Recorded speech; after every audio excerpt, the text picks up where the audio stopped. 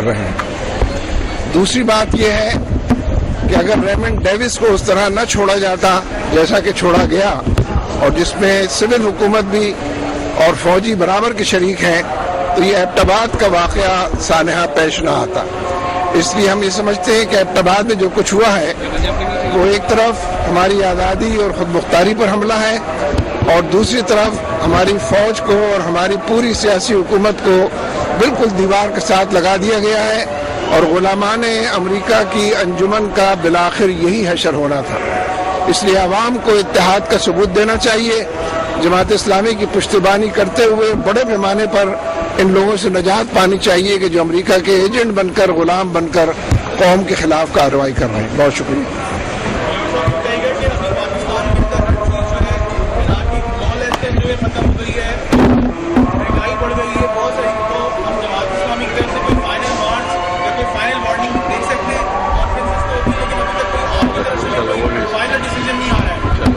دیکھیے، ہر decision final decision ہی ہوتا ہے، اور ہر جدوجہد اور ہر دھرنا، ہم نے اسلام آباد میں بھی دھرنا دیا ہے، پشاور میں بھی دھرنا دیا ہے، اور اب کراچی میں بھی دھرنا دینے جا رہے ہیں، لیکن ان حکمرانوں کے ہوتے ہوئے مہنگائی میں اضافہ ہوگا۔ IMF کے غلاموں کے ہوتے ہوئے ممکن نہیں ہے کہ حالات بہتر ہوں، اس لیے ان سے نجات پائیں، جماعت اسلامی کو اقتدار میں لائیں، اس کے بعد یہ مسائل حل ہوں گے۔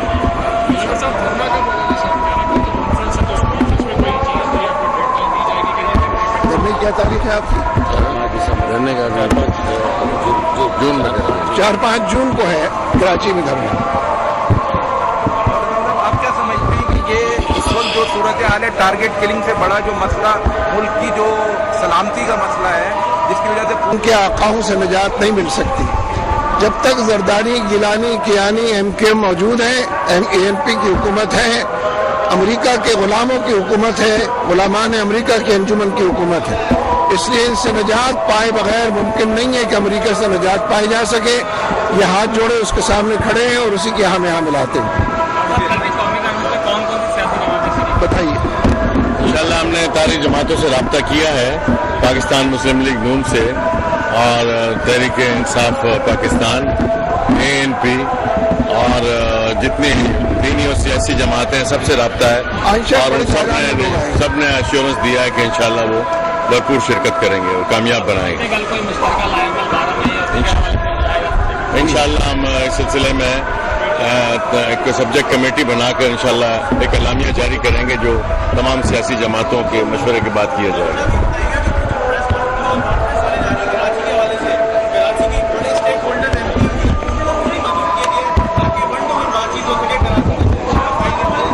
1-to-1 بات چیت کے لیے کانفرنس نہیں ہوا کرتی، تو MKM سے تو 1-to-1 بات ہو چکی ہے نا۔ ان کے ٹیلی فون آئے تھے، الطاف حسین صاحب کی میں نے بھی بات کی تھی، انہوں نے بھی بات کی تھی، پھر وہ ملنے کے لیے بھی آئے تھے، اس وقت بھی بات ہوئی تھی، لیکن ابھی تک پر نالا وہی گر رہا ہے۔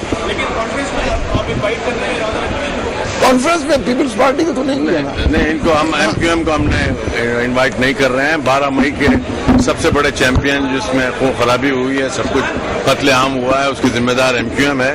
اس لیے ہم یہ محسوس کرتے ہیں کہ ان تمام چیزوں کی انکوائری ہونی چاہیے، اور MQM نے جس طرح سے کراچی میں قتل و غارت گیری کا سلسلہ 12 مئی کو شروع کیا اور آج بھی تسلسل سے چل رہا ہے، جس میں اتحادی جماعتیں بھی شامل ہو گئی ہیں، انشاءاللہ ان تمام چیزوں کو ڈسکس کریں گے۔ بہت شکریہ جناب، بڑی نوازی۔